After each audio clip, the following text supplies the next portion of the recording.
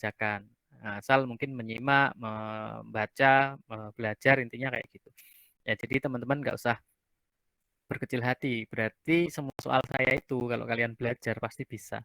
Ya, intinya gitu ya. Dari dulu juga begitu ya. Misalnya ada yang dapat skor. Kalau kemarin kan UTS ada yang dapat skor 100. Nah, berarti ada yang bisa tuh gitu. Tapi kok ada yang skornya 50-an. Nah, berarti yang 50-an ini harus eh, bagaimana mengejar ketertinggalannya ya dengan belajar. Intinya gitu. Ya, dulu juga ada yang ada dulu mahasiswa yang dulu itu ada juga dapat 97. Tapi banyak juga ternyata yang dapat eh sebentar ya. Siapa? Pak, diberitahu Pak yang nilainya 100 siapa Pak?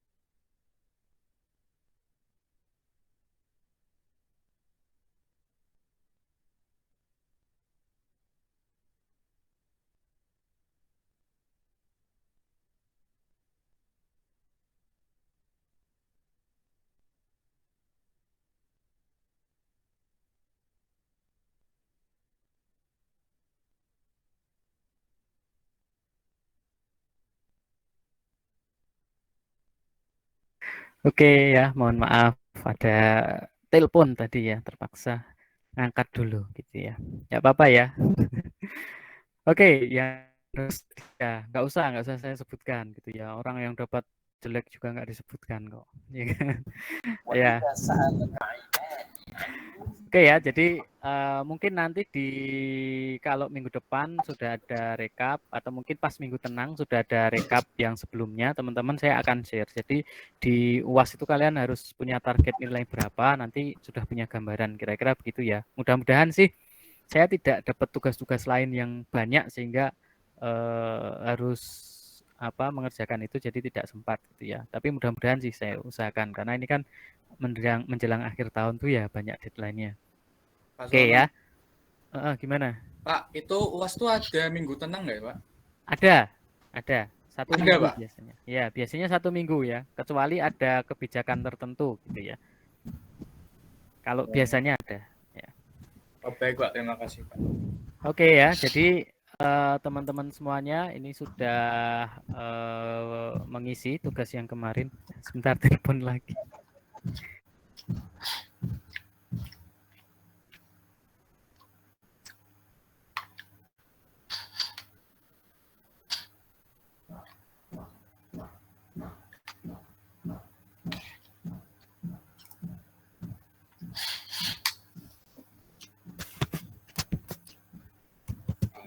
Kalau hambaku punya persoalan, kemudian ingin mencari aku Ini sudah fitrah manusia. Kalau sedang punya masalah, mau nyari gitu ya. Saat ini Muhammad katakan pada orang mencari aku ini, yang bertanya kepadamu, aku dekat diberi harapan.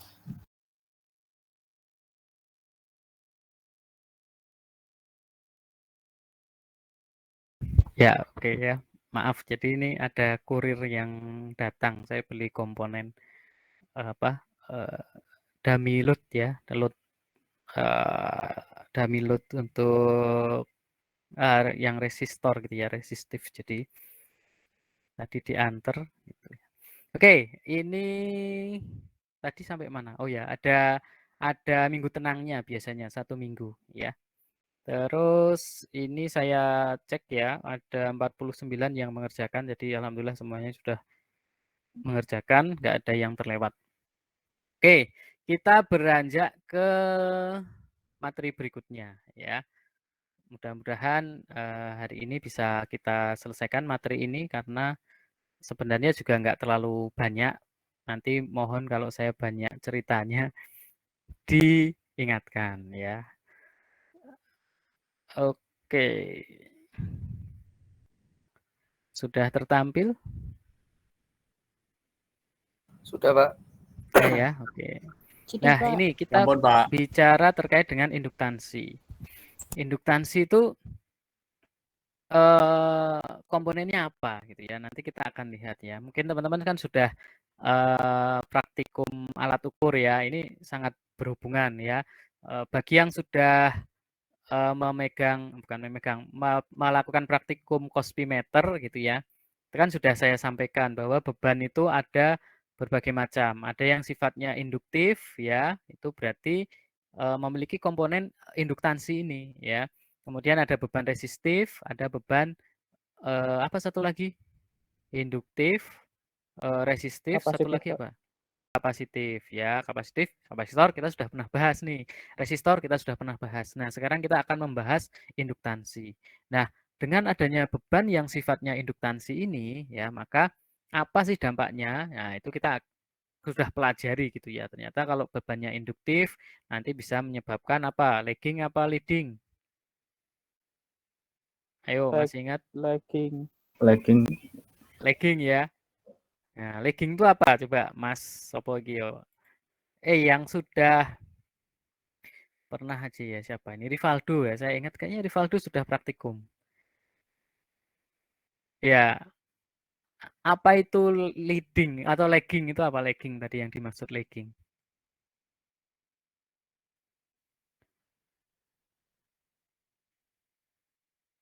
Arus mendahului tegangan. Tegangan mendahului arus. Nah, untuk membuat ini Mas dan Mbak ini mungkin biar ingat lagi ya teman-teman. Jadi untuk mengingat-ingat itu patokannya satu ya, satu. Jadi kalau kita pakai lag itu pasti lag itu ketinggalan gitu ya, lagging. Kalau lead itu adalah mendahului. Jadi teman-teman yang jadi patokan itu satu, apa yang mendahului, apa yang lagging gitu. Pasti satu hal, apakah tegangan ataupun arus. Itu ya untuk mengingat. Jadi kalau lead itu berarti di depan, ya duluan gitu ya, duluan gitu. Kalau lag itu berarti dia ketinggalan, ya. Maka patokannya satu. Jadi kalau saya tanya lagging, kalian menjawabnya sebaiknya, ini sebaiknya ya, meskipun dalam definisi bisa benar, tapi menjawabnya supaya tetap bisa diingat, berarti kalau lag itu ketinggalan gitu ya. Nah, apa yang ketinggalan? Nah, itu yang menjawabnya. Mungkin kalau lead gitu ya, berarti leading kan, berarti mendahului. Nah, apa yang mendahului gitu ya. Nah, berarti kan patokannya itu tadi, yang mendahului apa gitu ya. Kalau lead, kalau lagging berarti apa yang ketinggalan. Nah, gimana sekarang kalau setelah begitu, Mas Rivaldo? Menjawabnya gimana?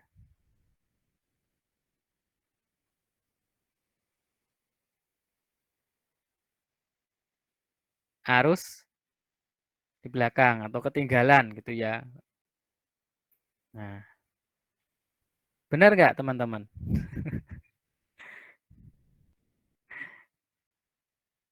Loh kok pada diem ini loh, ketik lo chat gitu ya di chat. Bentar Pak, sinyal lambat Pak. Oh, salah lambat sinyalnya. Nah, bisa di chat itu ketik oh, kenapa? Ya biar aktif. Kalau kalian cuma bengong mendengarkan gitu nanti bisa lupa. Nah, kalau sambil menulis mencatat boleh. Kalau nggak mau mencatat ya sambil jawab-jawab di apa di chat gitu ya. Misalnya saya ini apa ya kalian bisa nulis di chat. Kalau nggak mau apa on mic gitu ya, kalian bisa. Kenapa ya? Bagi saya ada feedback, bagi kalian dengan mengetik tuh ingat gitu ya. Belajar dengan sambil mengetik atau mencatat itu ingat gitu ya. Atau kalian catat di notepad boleh, mau catat di Word boleh, mau di buku, di kertas itu boleh ya. Yang penting kalian bisa sambil mencatat ya, kira-kira begitu. Oke. Nah, kita akan bicara terkait dengan coil gitu ya. Coil itu apa sih ya? Coil itu grup band. Ada ya grup band coil kan. Nah, coil itu adalah sebuah bentuk gitu ya, melingkar, spiral, lilitan begitu ya dari apa bahannya? Bahannya adalah konduktor, ya biasanya konduktor. Lalu bagaimana arus yang ditimbulkan oleh induk coil itu akan mempengaruhi sekitarnya, ya. Nah, jadi kira-kira begini ya. Nah, kita bicara nanti ini dianalogikan dengan lalu lintas ya teman-teman ya. Tapi mungkin saya tidak akan menganalogikannya ke sini ya. Nah, ini adalah loop ya, adalah coil tadi yang dibentuk seperti itu. Kalian sudah saya berikan contoh kemarin juga ada coil yang panjang gitu ya dari konduktor, kemudian dimasukkan baterai yang sudah diberi magnet lalu bisa bergerak gitu ya. Nah, itu seperti prinsip maglev kemarin. Nah, ini contoh ya. Jadi nah ini mungkin kita tidak biasa ya di sini ya. Jadi mungkin kalau memberi contoh ini ya agak nanti berbeda gitu ya.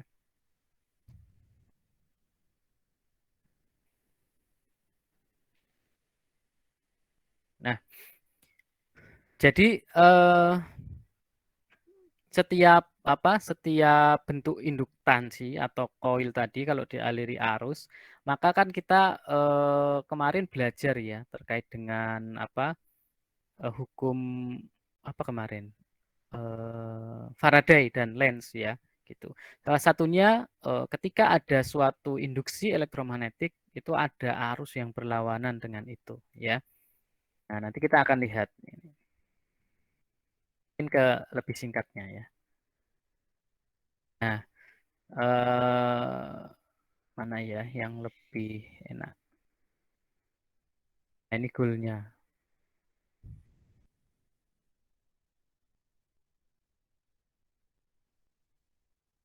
Nah, jadi intinya sebenarnya mengenalkan induktor, lalu bagaimana induktor itu mempengaruhi rangkaian atau sirkuit yang ada di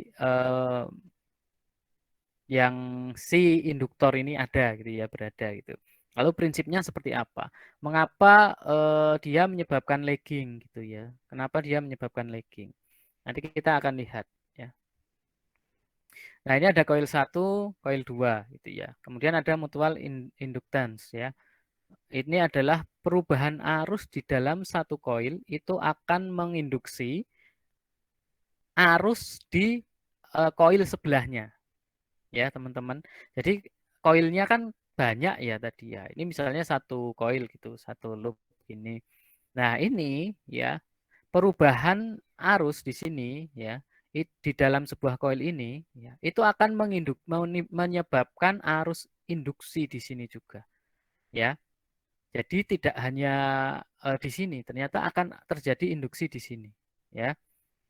Nah, ini misalnya arusnya meningkat di coil 1. Arus meningkat itu berarti ada perubahan arus ya dari misalnya tadi 0 ya menjadi 1. Itu kan berubah ya. Kalau 0 ke 0 nggak berubah. 0 ke 1 balik lagi ke 0. Nah, itu ada perubahan. Ketika 0 ke 1, 1 ke 0 itu ada perubahan ya. Nah, itu tentu ada peningkatan dari flux magnetiknya ya. Kemarin kita juga sudah bahas perubahan flux itu apa saja sih? Ada ketika medianya yang berubah itu ada perubahan flux gitu ya.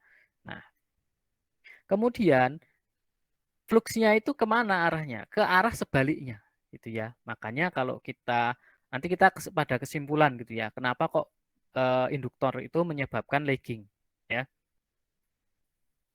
Nah, dia menginduksi arus di loop 2, tapi arahnya berlawanan, teman-teman. Nah, ibaratnya ini kok berputarnya ke, ini arahnya misalnya ke sana gitu ya, ini ke sini gitu ya. Maka ada yang melawan gitu. Ya, kalau nggak ada kan lancar-lancar aja misalnya. Misalnya bentuknya tidak koil gitu ya. Mas siapa lagi nih ya yang ada kayak yang jarang saya sebut ini siapa ya? Mas Gibran Nabil. Nah, Mas Gibran. Mas Gibran, halo. Halo Mas Gibran. Wah, nggak di ini. Ganti deh. Mas Waradika. Halo Mas Waradika. Ya, Pak. Nah, ini Mas, kalau bentuknya tidak koil.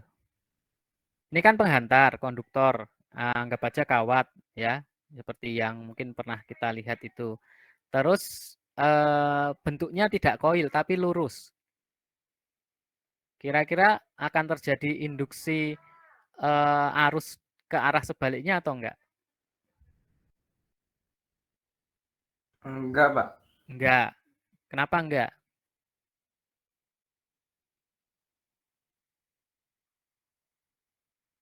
Kenapa enggak? Karena dibantu deh.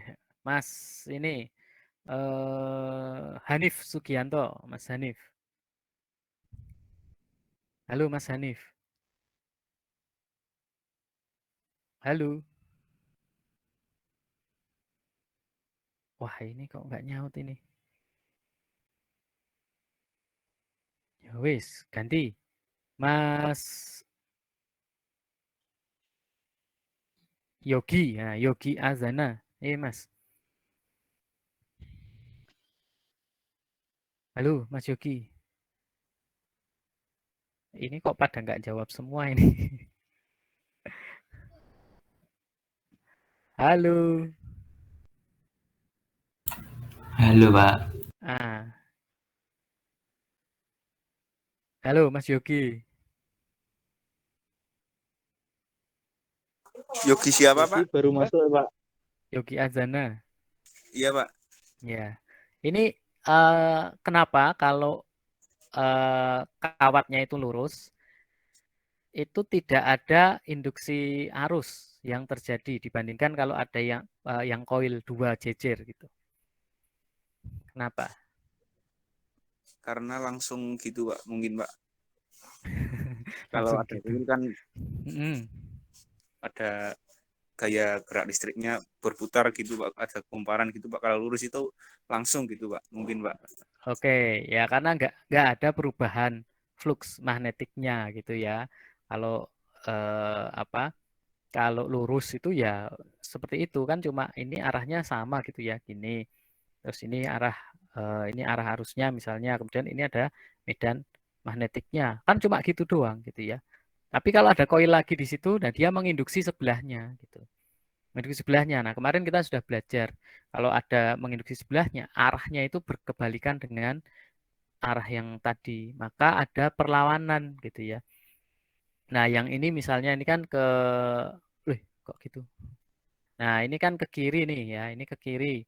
Nah, ini ada opposing flux induksi perubahannya itu ke kanan, maka ada yang melawan gitu ya. Ibaratnya gitu. Jadi kalau kita lihat di koil gitu ya, itu kan arahnya misalnya dari kanan ke kiri, saya ya, dari kanan ke kiri. Nah, berarti ada yang melawan tuh dari kiri ke kanan, ya. Karena bentuknya loop seperti ini, ya. Nah, ini. Nah, kalau single loop 2 itu adalah min. Kenapa? Karena arahnya berkebalikan ya. Min VB2 DT ya. Perubahan flux ya, teman-teman. D itu menunjukkan delta. Ya, kita kemarin sudah bahas simbolisasinya. D itu delta, perubahan apa? V itu adalah flux ya, V besar itu flux, B itu adalah magnetik. Perubahan flux magnetik setiap detik ya. Setiap satuan detik. DT itu berarti ada satuan tertentu ya. DT boleh 1 atau mungkin 2, 3 dan seterusnya. Makanya dibagi sejumlah detik yang diinginkan, maka akan dapat satuannya per detik. Ya, single loop 2. Nah, disebabkan oleh perubahan flux yang melalui loop dari medan magnetik itu ya. Kemudian diciptakan oleh arus pada single loop 1. Jadi penyebabnya siapa? Ini penyebabnya gitu ya. Dia terinduksi. Ya, maka dia menyebabkan arus dengan arah yang sebaliknya. Nah, lalu ya besarnya perubahan fluxnya itu pada B2, berarti B2 itu ini ya. Ya, kalau ini kan B1 anggapannya gitu ya. Nah, itu proporsional terhadap I. Jadi perubahan si B-nya ini ya proporsional dengan I. Kalau apa I1. Kalau I1-nya yang di sini meningkat, maka B yang di sini ini juga B2-nya ini juga perubahannya meningkat. Ya, kira-kira begitu. Nah, lalu apa yang menyebabkan secara proporsional itu dengan konstanta apa ya? Misalnya kita proporsional. Proporsional kan boleh 1:1 ya, ibaratnya. Ini ibarat. Kalau naiknya 1 ya naiknya 1 gitu ya. Naiknya 2 kali berarti ini 2 kali. Itu kalau perbandingannya konstan. Tapi kalau ada konstantanya, misalnya konstantanya adalah 2. Berarti kalau arusnya naik 1, fluxnya naik 2 gitu ya, itu kalau konstantanya 2. Nah, tapi konstantanya apa di sini yang digunakan? Mungkin bukan 1, bukan 2, tapi ada besaran tertentu. Ya, ada konstanta tertentu, sorry, bukan besaran. Nah, dipengaruhi oleh apa? Ya, nih, ya, ini berarti menunjukkan urutan, ya, urutan dari windings atau lilitan ya di dalam loop 1. Kemudian berapa luas area loop 1, berapa luas area loop 2. Berarti di sini nanti ya di lilitan keberapa gitu ya. Nah, itu berpengaruh teman-teman ya. Jadi kalau ada misalnya loop coil itu kan banyak gitu ya. Nah, itu kalau kita ubah di sisi mana gitu itu berbeda gitu ya. Jadi nanti jumlah lilitan itu berpengaruh ya. Nah, kemudian area loop itu luasan ini berarti ya, luasan loop. Loop 1, loop 2 itu berpengaruh ya. Kalau misalnya ini dan ini beda ya tentu nanti akan berbeda hasilnya. Nah, kemudian didefinisikan sebagai M sebagai mutual induktansi. Jadi induktansi bersama gitu ya. Nah, atau apa istilahnya kalau waktu SMA ya. Jadi antara koil 1 dan koil 2. Nah, dia konstantanya dianggap M ya. M21 ya. Berarti M dari 2 ya. Ini ya. B2 itu B2 berarti yang di sini ya. Ini adalah flux magnetik pada loop 2 ya. Ini membacanya begitu ya. Flux magnetik pada loop 2 itu sama dengan M2 yang disebabkan oleh 1 dikalikan dengan I ya, arusnya tadi. Tapi bagaimana kalau loop 2 juga punya banyak putaran gitu ya, atau punya banyak lilitan juga gitu. Kalau ini kan mungkin yang banyak ini misalnya, tapi ini sesatu misalnya. Tapi bagaimana kalau yang 2 juga punya banyak lilitan? Gitu. Nah, ini contohnya ya. Ini koil 1 nih ya. Arah B-nya ke sana, teman-teman gini ya, berarti ya arah B-nya bagi saya ini ke kanan B-nya. Kalian juga boleh praktek begini ya. Ya kan? Sorry, arah B-nya boleh begini. Atau mungkin ya ini ke sini ya. Jadi arusnya jadi ini ya. Gimana sih ini? Kalau gini, nah arah B-nya ke sini ya. Gini deh. Nah, ini arah arusnya, ini B-nya ya. Nah, jadi kan pas ya arahnya ke situ ya. Tapi ada koil 2 nih ya. Ini B-nya sama-sama ke sana nih. Ya. Nah, ini bagaimana? Nah, dia menyebabkan induksi. Tapi ini banyak juga ternyata gitu. Nah, maka ada berapa lilitan di dalam koil 2 yang sering disebut dengan N biasanya. N itu adalah jumlah lilitan. Ya, di mana masing-masing fluksnya ada flux magnetik tadi ya. Total flux adalah NX ya, NX gitu ya. Jadi berapa kalinya. Oke, maka total fluxnya adalah jumlah lilitan pada 2 dikalikan dengan flux pada pada 2. Ya, ini total fluxnya. Maka N2 dikalikan dengan V ya, flux pada B2. Ya. Flux magnetik pada koil 2. Nah, maka flux magnetik B2 proporsional terhadap I1 ya, maka kita pakai rumusnya nih gitu ya. Nah, kita pakai rumus nih ya di sini misalnya. Ya, kan kita tadi sepakat ya total flux ini ya. Nah, total fluxnya adalah jumlah flux magnetik ya satu koil dikalikan dengan jumlah lilitannya ya. Maka N2 flux B sama dengan tadi M21 kali I1 ya. Jadi dari persamaan 1 yang ini pertama tadi kita tahu bahwa jumlah flux pada total fluxnya adalah M21 kali I1. Kemudian kita juga hitung tadi berapa sih jumlah flux totalnya adalah flux masing-masing pada ini ya dikalikan dengan jumlah lilitan. Maka ketemu N2 flux B sama dengan M21 I1. Nah, M21 itu disebut dengan induktansi bersama gitu ya. Satuannya adalah Henry atau sama dengan Weber per ampere. Nah, Weber of flux detected per amp of generating current in the other coil gitu ya. Jadi Webernya itu ya flux itu dideteksi per satuan arus gitu ya. Kenapa persatuan arus ya? Tadi kan kita mau melihat gitu ya. Kita sih lihat di sini aja gitu ya. Kalau rumusnya ini ya. Ini bagaimana M21-nya? Ya.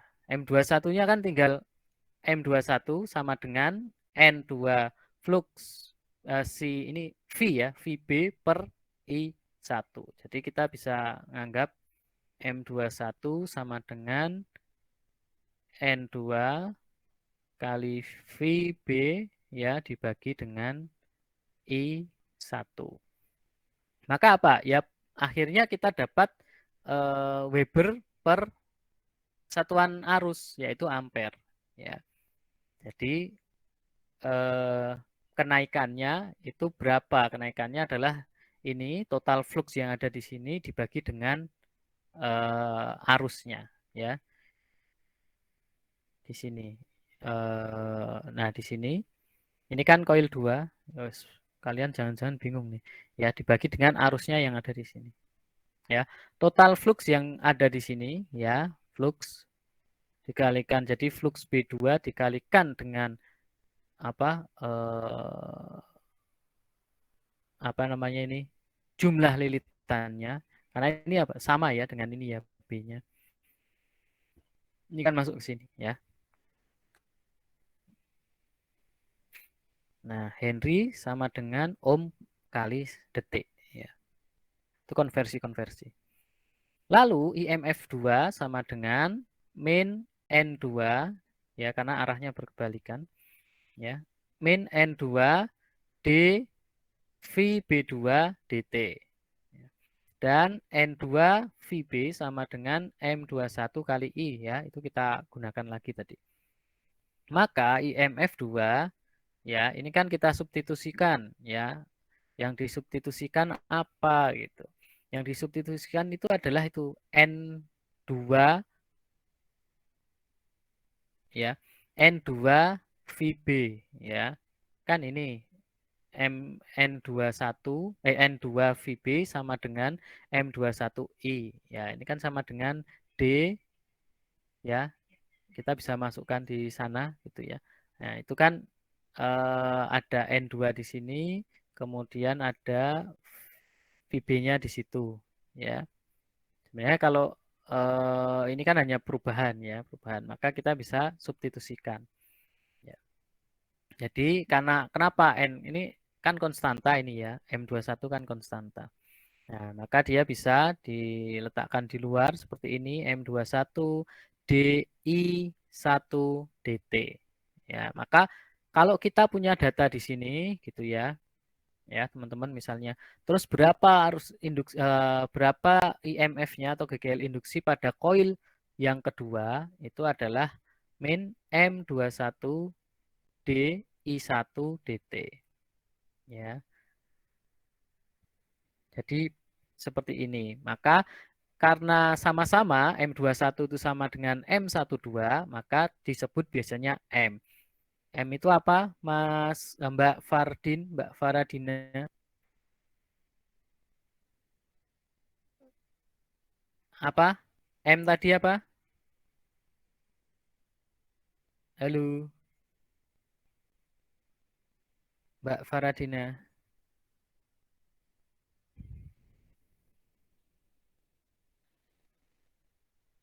Halo, kok nggak ada jawabannya? Ayo, yang bisa jawab. M itu tadi apa? Ayo, ketik. M ya, M, bukan N. M, mutual. Ayo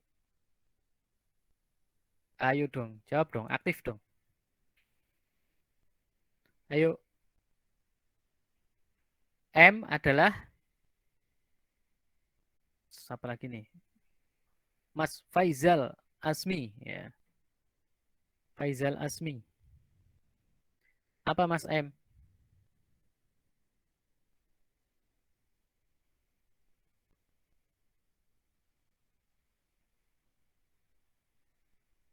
Ini saya khawatir nih. Khawatir nggak nyimak gitu ya. Yuk. Nah, ini Muhammad Dafa. Induktansi bersama. Ya, betul. Induktansi bersama. Ya. Saya kira N memang jumlah lilitan tadi Jati. Ya. Induktansi bersama M. Ya. Karena induktansi bersama itu ya mau M21, M12 nilainya sama. Ya. Jadi begitu. Maka kalau kita biasanya begini kasusnya. Ini ada lilitan 1, ini ada lilitan 2. Lalu yang ini punya datanya, menyebabkan arus berapa, B-nya berapa, ya, atau misalnya kita tahu arus per detiknya berapa, ya, kita tahu. Lalu mutual induktansinya atau induktansi bersamanya itu berapa, sehingga bisa menyebabkan IMF hasilnya berapa, IMF pada coil 2, gitu ya. Berarti mutual inductance atau induktansi bersama itu adalah perubahan arus di dalam satu koil kemudian akan menginduksi ya arus di dalam koil tetangganya gitu ya, sekitarnya, sebelahnya kira-kira gitu. Maka besarnya M adalah N2 kali VB2 per I1 atau ya kalau kita punya data yang coil satunya berarti N1 VB1 per I2. Jadi kayak total flux di coil tetangganya dibagi dengan arus yang ada di sini gitu. Ya. Sama nilainya. Ini contoh misalnya, ada solenoida itu ya seperti ini ya, koil panjang gitu ya, lilitan banyak gitu, dengan panjang L. Nah, luas penampangnya adalah A, ya. Kemudian dililit dengan jumlah lilitannya N1, ya.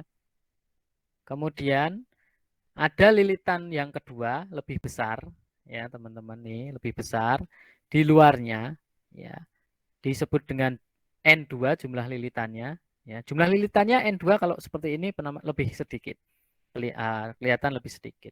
Ini secondary coil ya, yang mengelilingi ini pas pada tengahnya. Nah, berapa M-nya?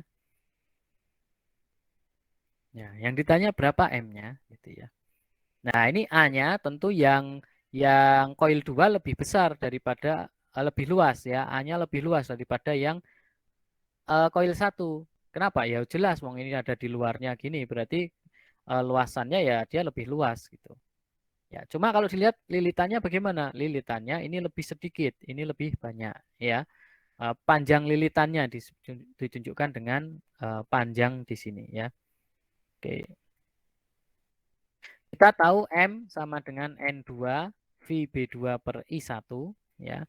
Kita butuh VB2 dari solenoida yang pertama. Nah, B1 itu sama dengan mu 0 NI1 ya. Maka N itu sama dengan N1 per L ya. Oke, terus VB2 sama dengan B1A ya. M sama dengan N2 mu 0 I1 A N1 per L I1. Lalu berapa M-nya? M-nya adalah mu 0 A N1 N2 per L. Lalu semua ini adalah geometri. Ya, N menunjukkan jumlah lilitannya, L menunjukkan panjang, A menunjukkan luas penampang. Semuanya geometris. Ya. Ini kita lanjut. M sama dengan mu 0 A N1 N2 per L yang tadi ya. Nah, jika N1 itu ada 1000 lilitan, ya.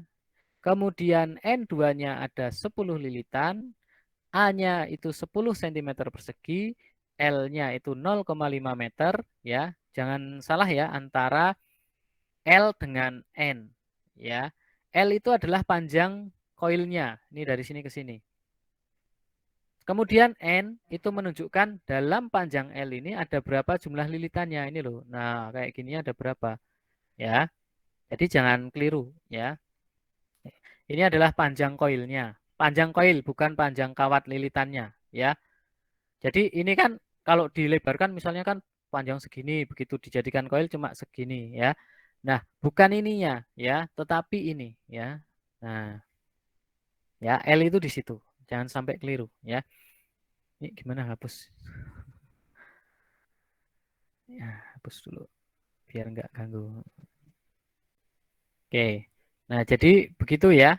Nah, jangan keliru. M sama dengan 25 kali 10 pangkat min 6 Weber per ampere. Ya. Terus M sama dengan 25 mikrohenry. Ya, ini kan hanya dijadikan, ini kan sama dengan Henry ya. Nah, 10 pangkat min 6 Henry. Nah, kalau dijadikan mikro itu kan berarti ke mili, ke mikro. Berarti dibagi 1000, dibagi lagi 1000, maka ketemu 25 mikro Henry.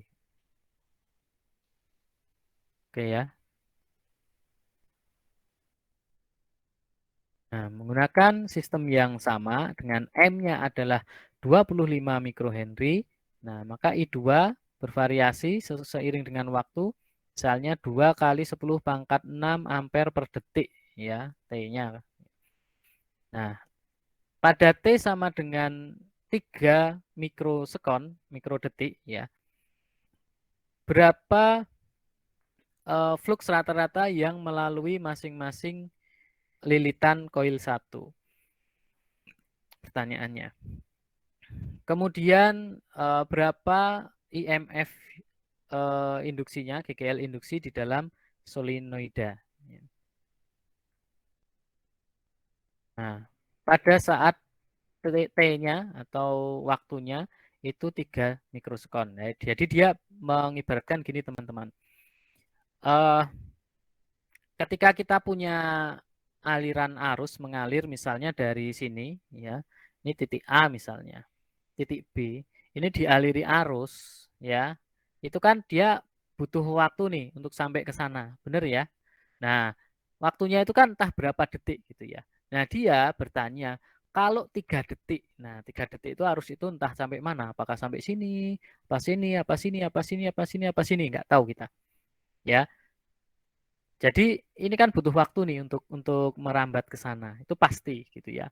Ya, kita di penghantar yang begini pun gitu, misalnya ini titik A, ini titik B. Nah, ini juga ya, ketika ada elektron yang mengalir di sini atau muatan yang mengalir di sini, ya tentu butuh waktu dari titik sini ke sini merembet ke sana gitu ya. Itu butuh waktu. Ya, kita sudah pernah membahas ya sebelumnya, itu sangat dasar, sangat basic. Nah, itu butuh waktu.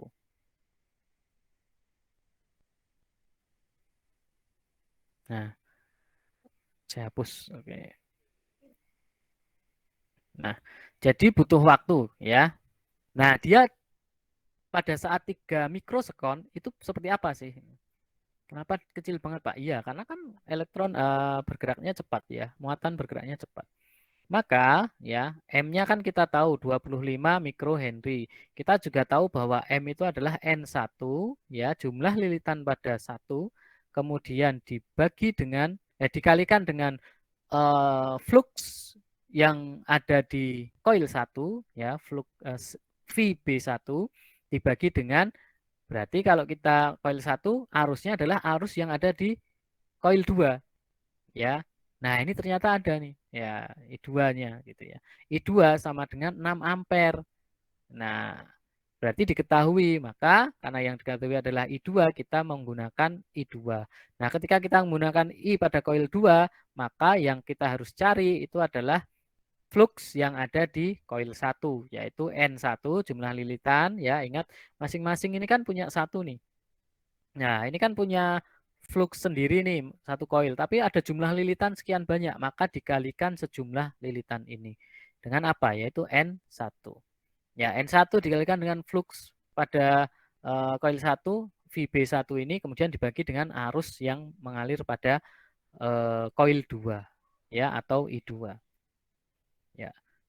Lalu flux B1-nya sama dengan ya MI2 per N1. Nah, dari sini ketemu karena M kita punya 25 mikrohenry tadi ya.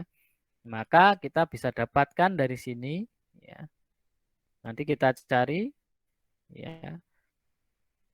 Maka dapat fluxnya ya, itu adalah 1,5 kali 10 pangkat min 7 Weber. Nah, lalu berapa GGL induksinya atau IMF induksinya ya? Sama dengan M ya, kita kembali ke rumus yang awal tadi dt ya.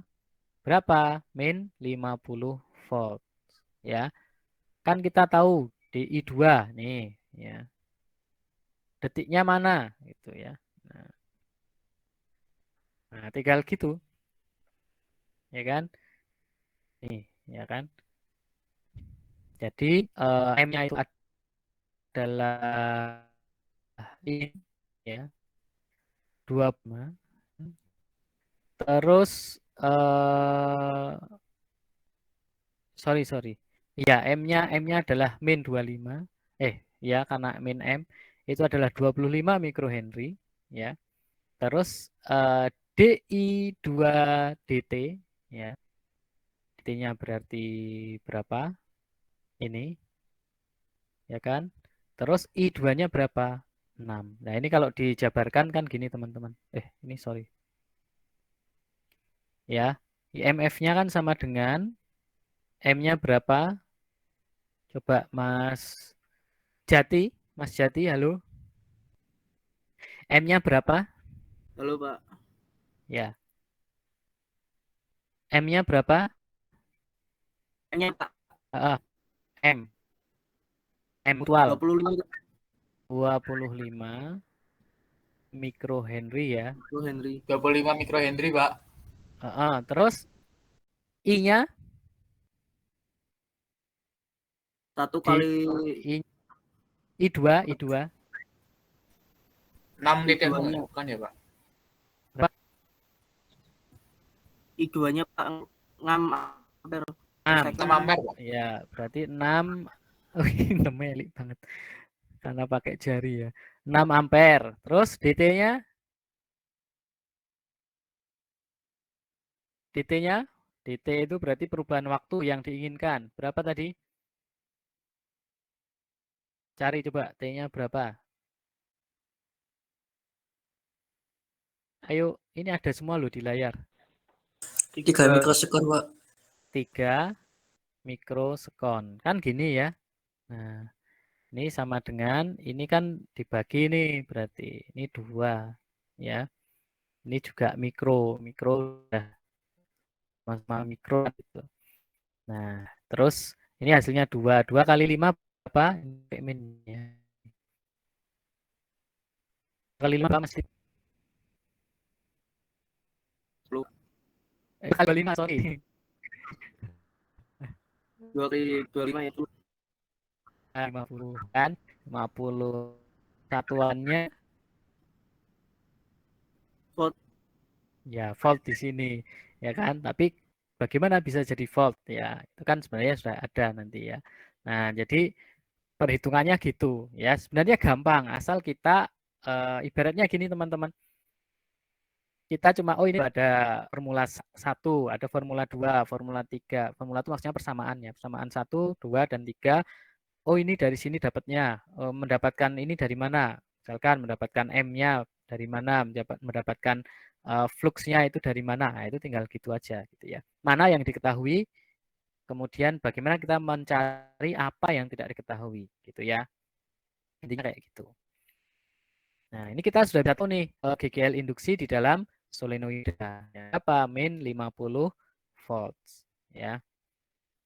Kalau di luar itu volts itu kalau lebih dari 1 pakai S ya. Kalau kita biasanya ya tetap aja gitu. Untuk amannya tulis aja V gitu ya.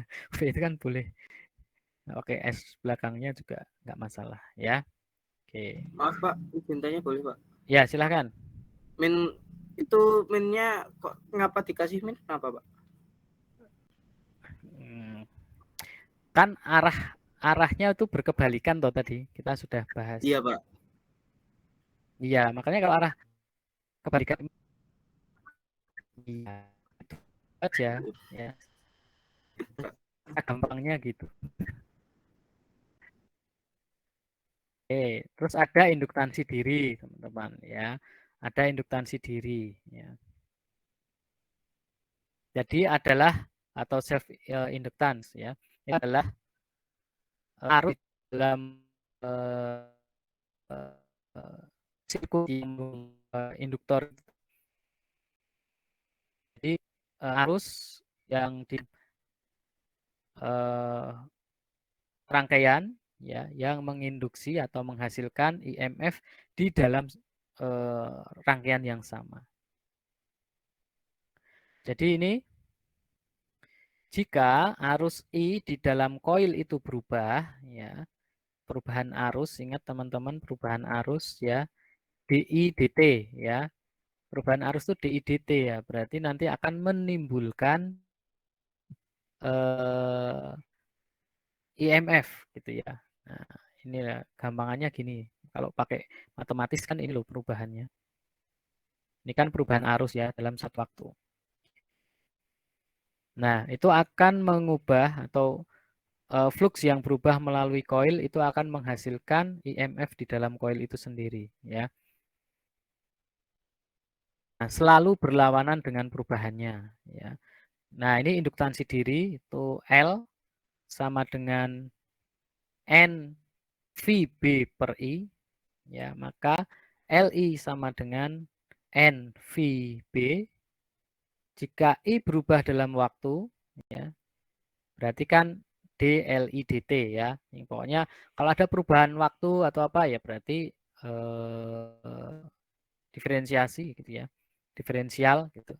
Maka DLI dt ya sama dengan N dVB dt sama dengan min IMF ya. Atau IMF sama dengan min L DI dt ya. Oke, ini ya yang tadi. Satuannya apa ya? Sama, satuannya adalah volt. Nah, Henry ohm second ya. Oke, ini tinggal satuan-satuan aja.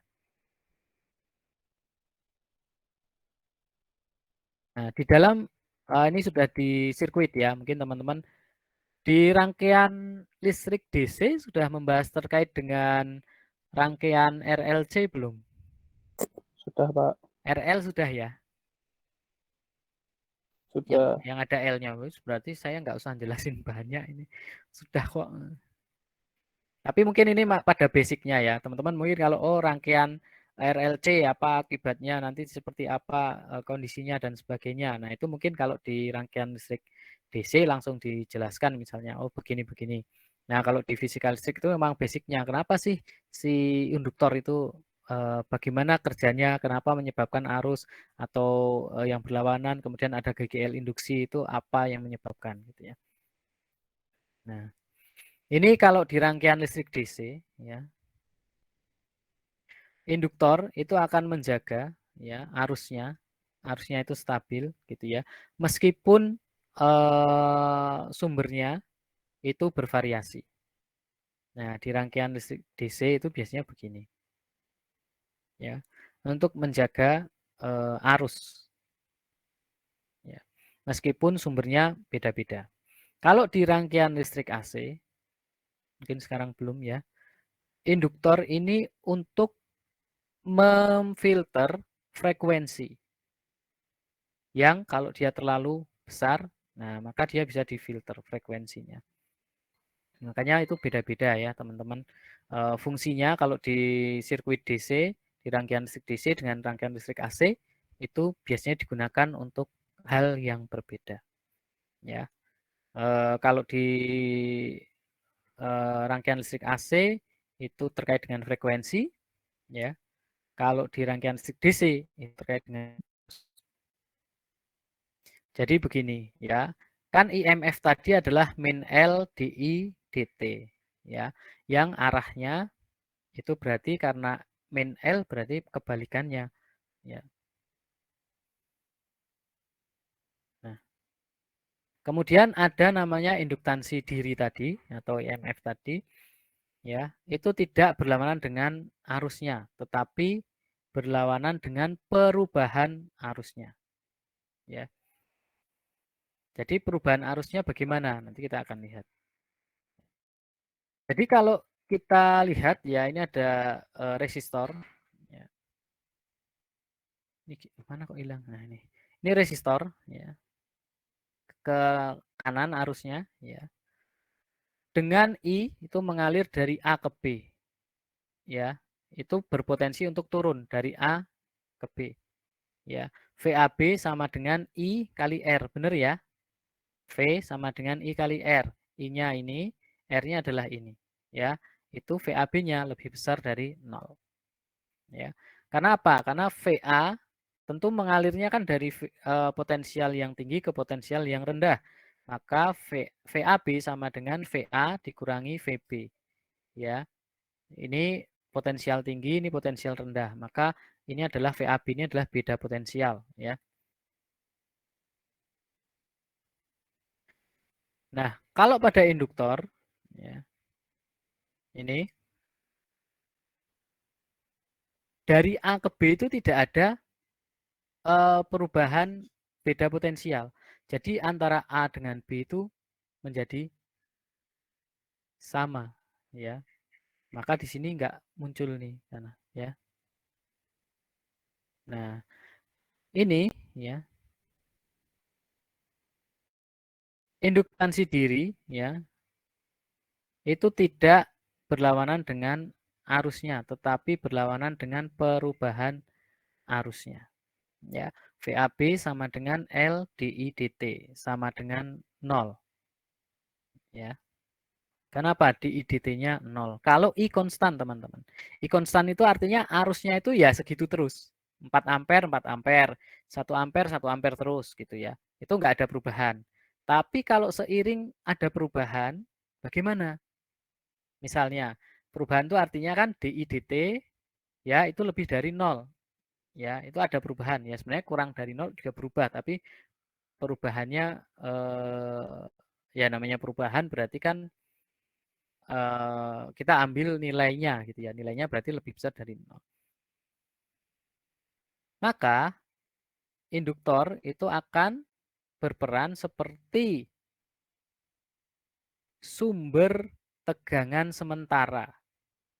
Ya, yang kemudian dia berlawanan terhadap perubahannya gitu ya.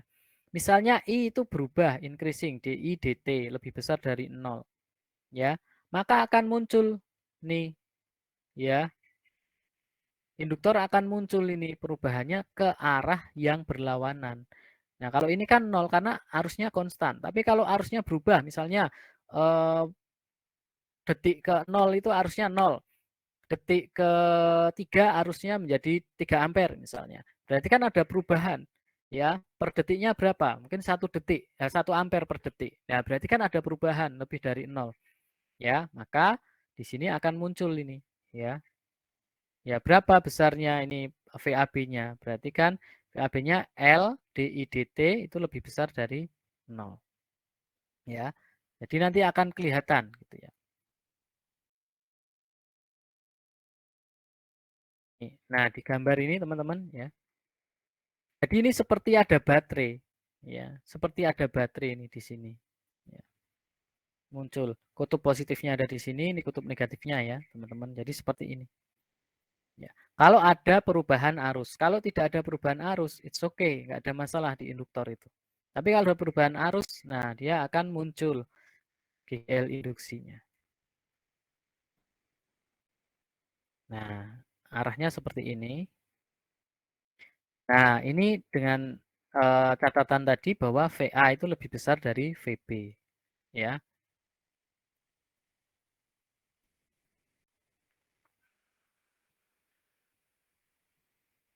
Ya, ada ini ya. Sebentar, ini sedang sambil ngomong.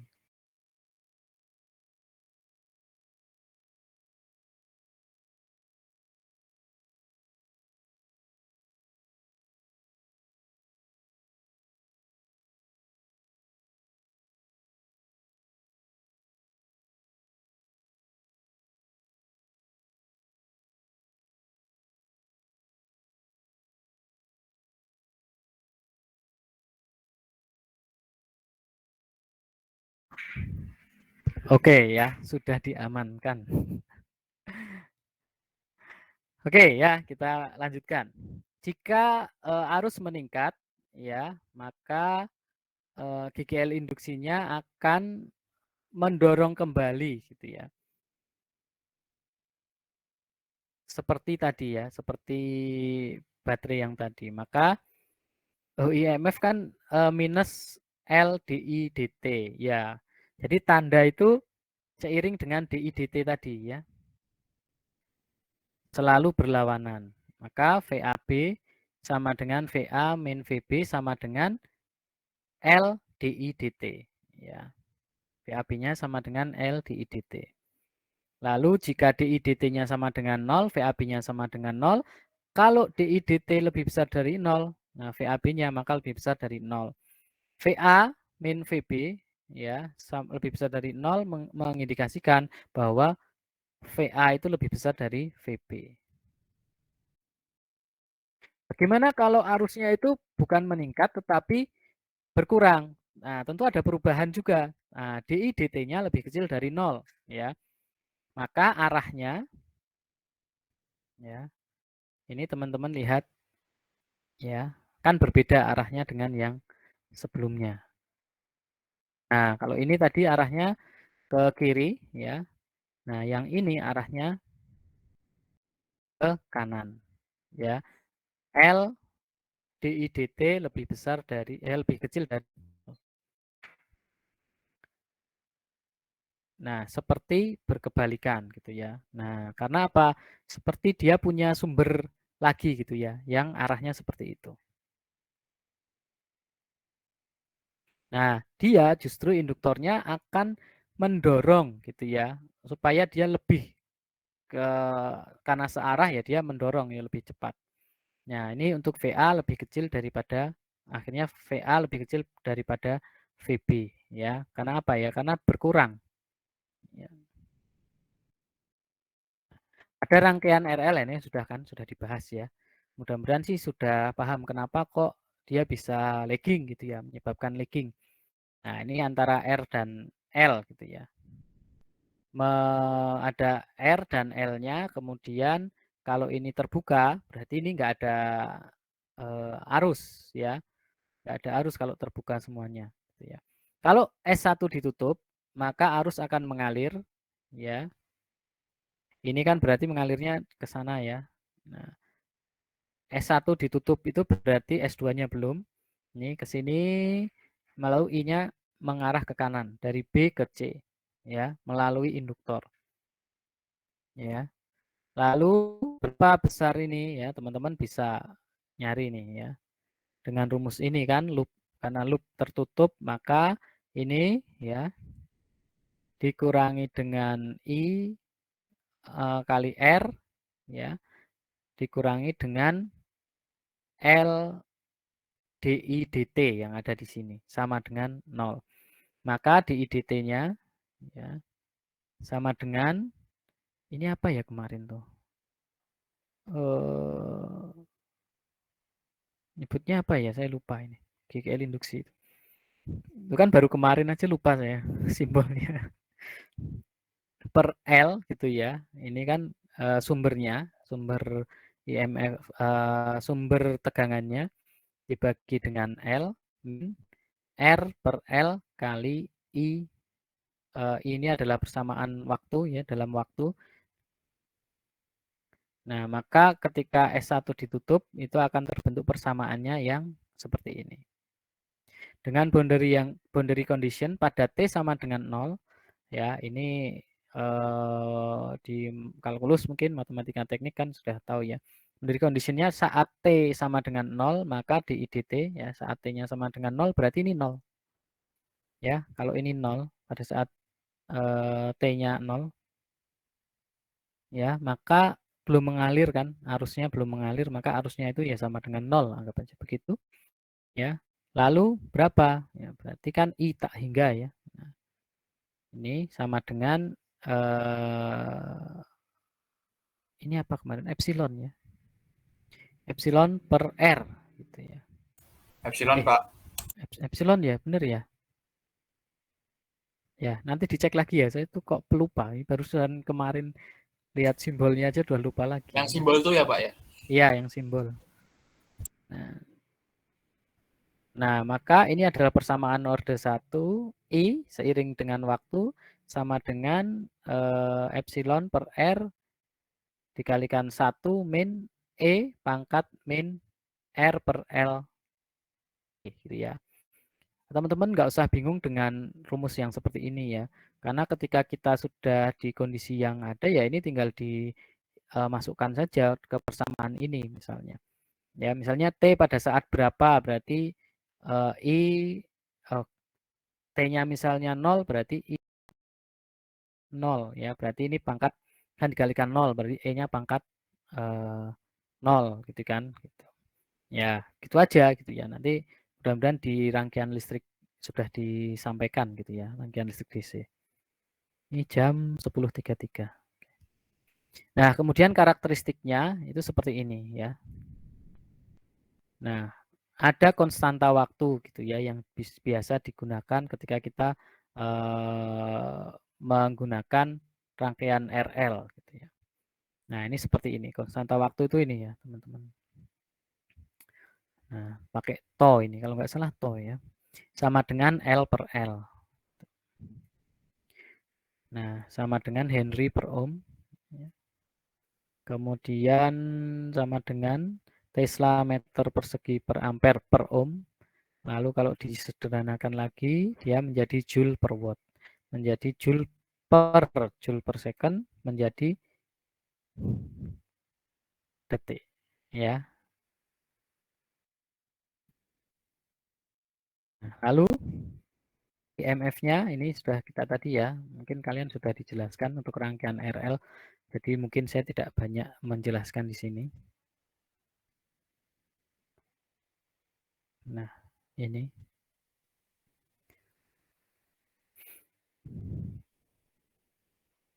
Nah, kalau terkait dengan ini ya, jadi sebagian daya itu akan tersimpan di induktornya gitu ya. Ini contoh. R sama dengan 175 ohm, kemudian arusnya 36 mA, dibatasi ya sampai ke 4,9 miliampere pada 58 mikrosekon pertama gitu ya. Jadi berapa yang EMF yang dibutuhkan. Jadi ini untuk mendapatkan arusnya itu yang semula 36 miliampere itu kan dia ada perubahan tuh, tapi dibatasi supaya arusnya hanya di 4,9 miliampere gitu pada 58 detik mikrosekon pertama gitu. Lalu berapa EMF yang dibutuhkan? Gitu, pertanyaannya kayak gitu. Terus berapa induktor yang diperlukan gitu ya. Kan butuh IMF gitu ya. Terus induktornya berapa, kemudian berapa konstanta waktunya. Ini tanyakan begitu. Nah, ini cukup nggak ya nanti waktunya ya? Mudah-mudahan cukup. IMF sama dengan I kali R gitu ya. Kalau kita sudah punya I di sini, mana ini kok nggak muncul? Nah gini. Nah ini sudah diketahui, R-nya sudah diketahui, gampang kan? Nah ketemu IMF-nya berapa? Ya, tinggal dikalikan sama dengan 6,3 volt. Ya. Lalu IT-nya ya seperti ini ya. T-nya pada saat berapa? Saat 58 mikrosekon. Ya, itu sama dengan arusnya itu adalah 4,9 miliampere. Nih, berarti ini kan sudah ada dua persamaan dari sini ya. Ini sudah diketahui nih, pada saat T-nya 58 mikrosekon itu arusnya adalah 4,9 miliampere. Nah, maka 4,9 miliampere ini sebenarnya enak kalau nulis ya. Ya, tapi ya gimana lagi? Pas nggak ada yang dipakai nulis ya. Oke, nah kita tinggal masukkan saja ke sini, ke persamaan yang ini, ya kan? Ya, ini 4,9 miliampere ya sama dengan ya ini ya kan? Udah tahu ya. Ini adalah 6,3 volt ya kan? Kemudian dikalikan 1 min. Nah, ini teman-teman R-nya udah ada di sini 175 ohm masuk ke sini. Kemudian ada L-nya ya. L-nya kan yang ingin diketahui. Kenapa? Nah, ini pertanyaannya, ya kan? Nah, maka di sini R per L itu tadi kemudian dikalikan T-nya pada saat berapa? Saat T sama dengan 58 mikrosekon. Maka dimasukkan ke sini. Mikrosekon itu berapa sekon? Ya, berarti dibagi dengan 1 juta gitu ya. Maka jadi berapa? Jadi 0,000058 ya. Jadi dari situ kita lanjutkan, maka ketemu ya tinggal dihitung aja ya. Itu. Berarti L-nya sama dengan 69 milihenry ya. Milihenry. Ini kan kalau dicari kan nanti bisa ketemu. Mungkin teman-teman ini ya, yang bingung kan pasti perhitungan ini biasanya ya. Nah, itu saya nggak tahu ya mata kuliahnya apa ya. Kalkulus atau matematika teknik ya, itu kan ada perhitungan gitu ya. Nanti tinggal akan ketemu ini. Ya. Memang kalau nggak praktek nggak bisa gitu ya. Lalu ditanya lagi berapa time constantnya? Time constant ingat apa? Ini gimana simbolnya? Nah, gini to sama dengan L per R. Asal kita tahu L-nya berapa dan kita tahu R-nya berapa, maka kita bisa ketemu time constantnya. Nah, tadi kan yang diketahui R sudah tahu di awal nih, tapi L-nya belum, maka cari dulu ya. Untuk mencari L ini ya, maka butuh ini ya, butuh IMF-nya gitu. Ya kan, butuh IMF-nya, maka dicari dulu IMF-nya, terus ketemu L-nya, terus dicari time constantnya. Tinggal dibagi saja ya. L-nya berapa? Berapa Henry ya, satuannya harus pas. Kemudian dibagi dengan R-nya. R-nya 175 ohm ya, maka ketemu 390 mikrosekon ya. Benar atau tidak ya silahkan dibuktikan sendiri ya dalam perhitungannya. Oke. Bagaimana kalau saklar 2 ditutup? Nah, saklar 2 ditutup berarti kan mengalirnya bisa apa? Bisa lewat mana saja gitu ya. Nanti kita lihat.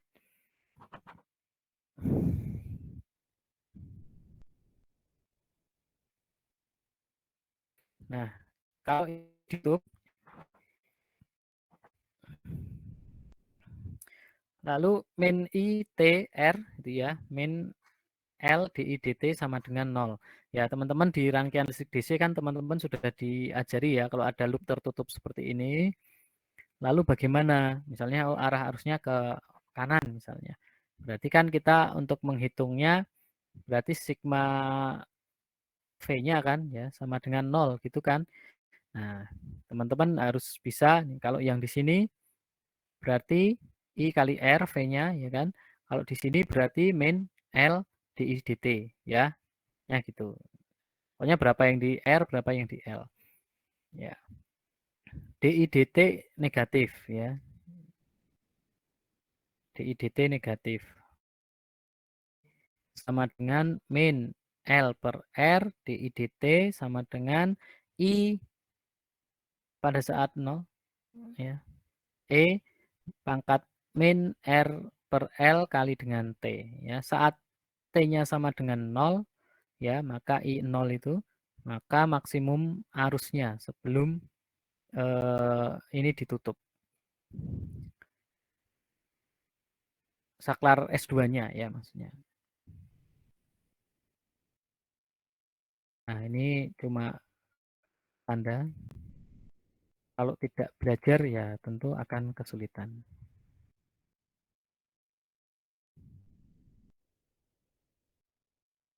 Nah, ini dia menghasilkan arah yang itu. Ini agak saya cepetin ya. Nah,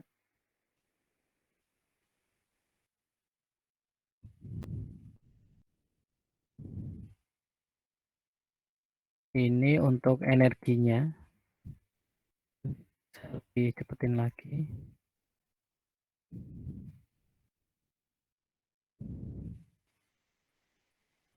Nah, ini menunjukkan perbedaan sebenarnya ya. Kalau resistor itu dia akan memakan energi.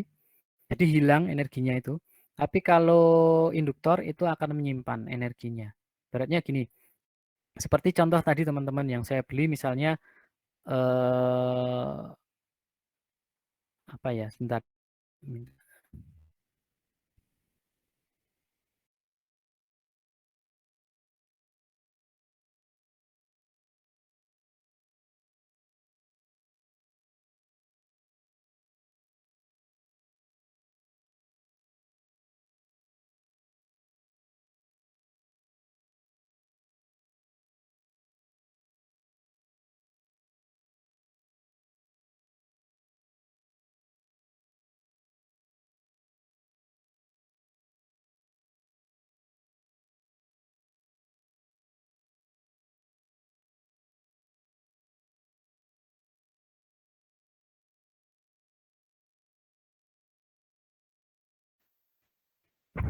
Oke, saya kira yang datang itu adalah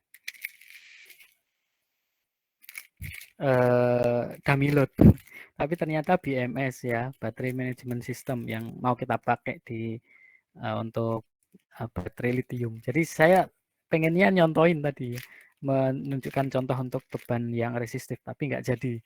Oke, sorry. Ya, sekian detik terbuang, tapi nggak apa-apa. Ternyata yang datang beda. Oke, ya nggak apa-apa deh. Ya.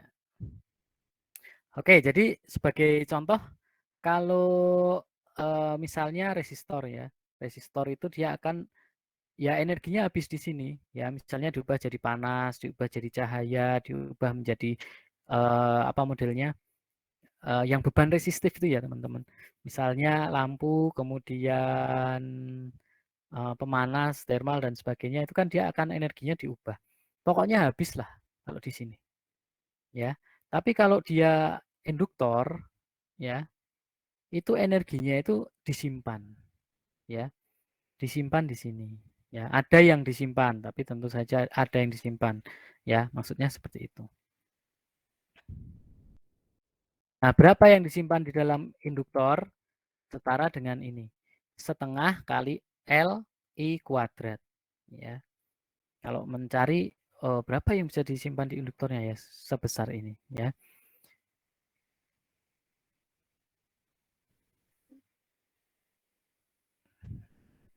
Nah, kalau densitasnya ya itu ya tergantung, kalau di vakum pakai mu0, kalau di magnetik material yang lain ya menggunakan mu dari bahan yang ada.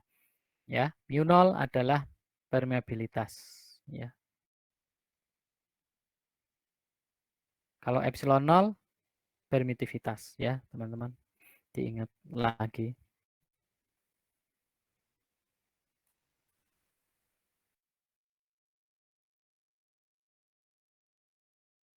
Nah, ini yang sering gunakan ya dalam berbagai macam aplikasi ya. Nanti kalian bisa belajar juga. Ini solenoidal yang toroid ya, bentuknya toroid itu yang bentuk donat begitu. L sama dengan N VB per I ya, VB sama dengan BA sama dengan mu0 NI per 2 PR kali A. Ini teoritisnya ya, teoritisnya. Nanti di kerja bengkel ketika kita membuat lilitan ya, rewinding dan sebagainya, nah ini bisa berguna ya. Jika N sama dengan 200 lilitan, A-nya adalah 5 cm persegi, R-nya adalah 0,1 meter, itu L-nya 40 mikrohenry ya. Kemudian ada L dan C. Sirkuit ini sepertinya ya sudah lah ya, sudah dibahas di rangkaian listrik DC harusnya sudah. Jadi saya berani untuk skip. Nah, ini kalau kapasitor kan slowly discharge ya dia, maka dia pelan-pelan nih discharge-nya.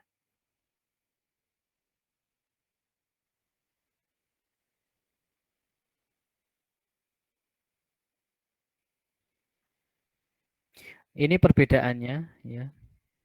Kalau ini adalah kapasitif, yang ini adalah induktif ya.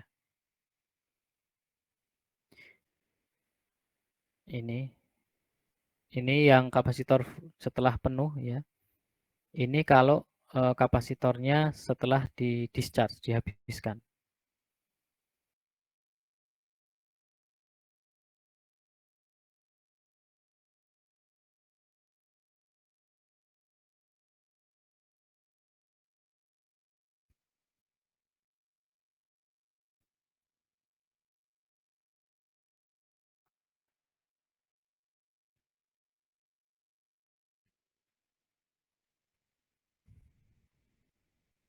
Oke, ini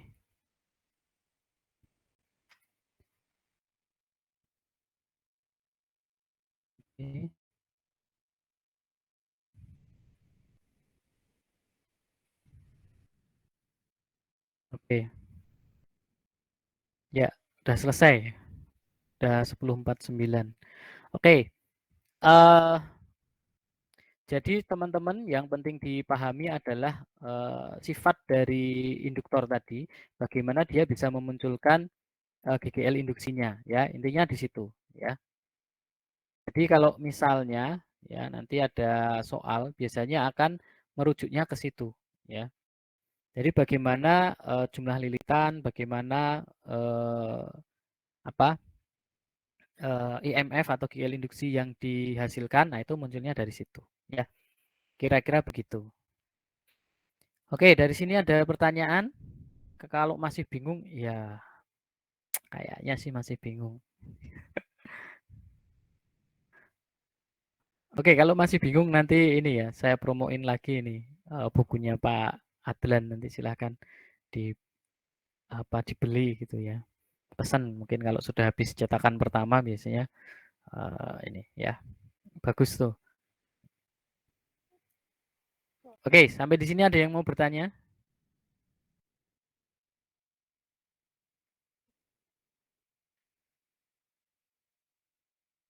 Silahkan.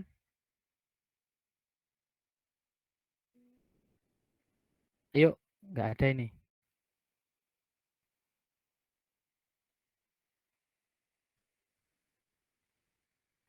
Silahkan kalau ada yang mau bertanya.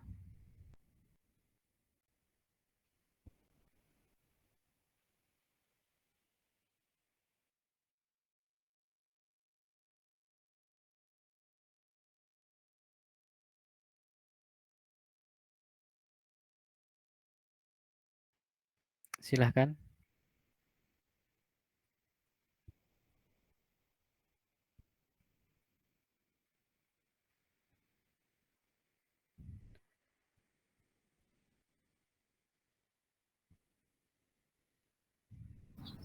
Saya tidak, Pak. Sepertinya sudah tidak, Pak. Artinya sudah paham atau tidak paham sama sekali? Pak, tim presensi, Pak. Siapa? Aduh, Mita lagi.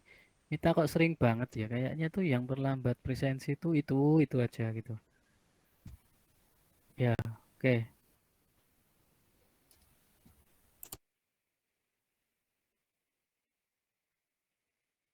Ya. Oh, ke apotek. Oke. Nanti saya berikan tugas lagi di Elok ya. Ingat ya, tugasnya ini fungsinya sebenarnya untuk membuat kalian mengingat lagi gitu ya, belajar lagi. Daripada saya menjelaskan nanti kalian ternyata belum paham. Nah, dengan nanti mungkin membaca lagi gitu kalian bisa lebih paham gitu ya. Jadi mungkin untuk mengingatkan teman-teman lagi sifat induktor atau beban yang induktif itu menyebabkan lagging. Lagging itu berarti arusnya itu ya ketinggalan dari tegangannya ya.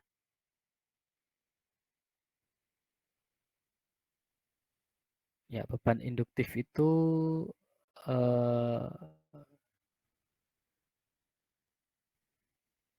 kok kebalik.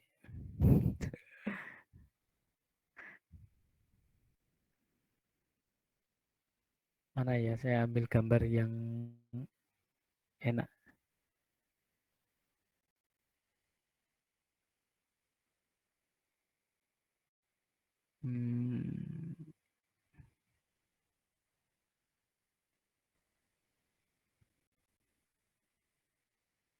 Grafik arus dan tegangan.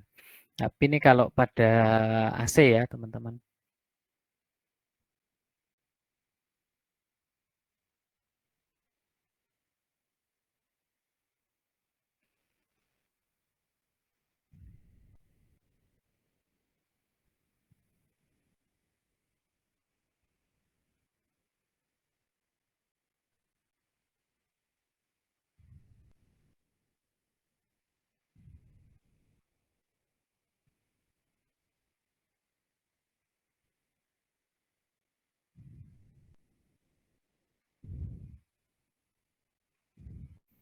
Nih saya share ulang lagi supaya nanti juga yang meter itu juga gampang. Alhamdulillah yang kemarin melewatinya dengan lancar semuanya ya, jadi gampang.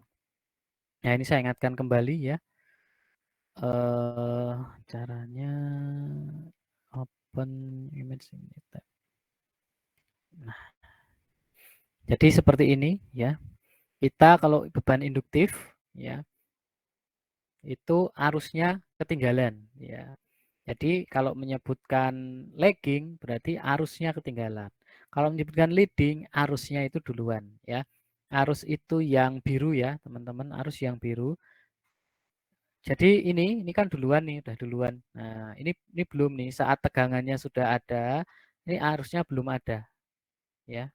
Itu induktif. Jadi tegangannya sudah ada duluan. Jadi baru muncul nanti setelah sekian detik. Ini detik ya, satuan waktu tadi. Pada detik pertama tegangan masih 0. Nah, terus pada saat tegangannya itu sudah maksimum gitu ya. Nah, baru arusnya muncul. Tuh, gitu. Maka arusnya ketinggalan. Nah, sekian detik misalnya. Ya, maka ada istilah TO tadi ya, konstanta waktu tadi. Nah, kalau kapasitif ya, itu arusnya sudah duluan gitu. Arusnya duluan di sini. Kan arusnya nih mengalir nih maksimum. Kenapa? Iya, terus tegangannya apa? Tegangannya nunggu di sini, belum penuh nih. Tegangannya baru segini ya. Terus ini sudah jalan, nah ini belum. Ini baru naik sampai di sini. Maka arusnya duluan, maka disebut leading ya. Jadi ingat kalau nanti praktikum alat ukur untuk cosimeternya ya, kalau bebannya kapasitif maka dia akan mengarah ke jarumnya ya. Jarumnya akan mengarah ke lead ya, ke lead. Kalau bebannya induktor itu dia akan mengarah ke lag ya. Kalau bebannya resistif itu hanya menyimpang sedikit, bisa menyimpang ke kiri atau ke kanan tapi sedikit ya. Kalau dibandingkan dengan induktif sama kapasitif akan terlihat berbeda ya. Praktikum alat ukur ya, terutama yang sudah menggunakan cosimeter, dia akan memahami ini ya. Oke. Jadi itu nanti bisa dibuktikan ketika praktikum alat ukur listrik ya. Beban induktif sifatnya seperti ini ya. Kenapa kok dia arusnya belakangan ya? Ya karena tadi ya, tadi kan ada yang melawan gitu ya, ada yang melawan. Jadi ini belum mengalir karena dia mengisi di sini dulu, baru nanti harusnya mengalir. Kalau tegangannya sudah ada, karena ini duluan tadi sudah ada duluan. Ya, begitu kira-kira ya teman-teman. Kalau masih nanti bisa membaca beberapa sumber informasi atau referensi yang lain, itu sangat saya sarankan. Ya. Begitu, ini untuk bekal nanti, silahkan digunakan. Ya. Terus sampai di sini, ada yang mau tanya? Semoga tidak ada, karena sudah jam segini. Oke, ya. Ini kok tinggal 40 ini, pada kemana?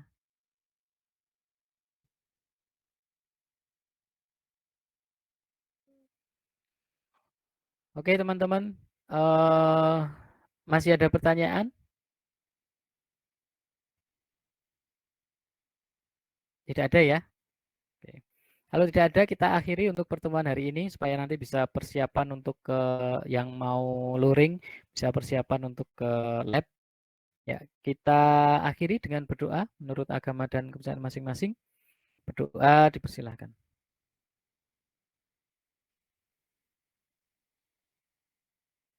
Amin. Terima kasih. Mohon maaf bila ada kesalahan dan kekurangan.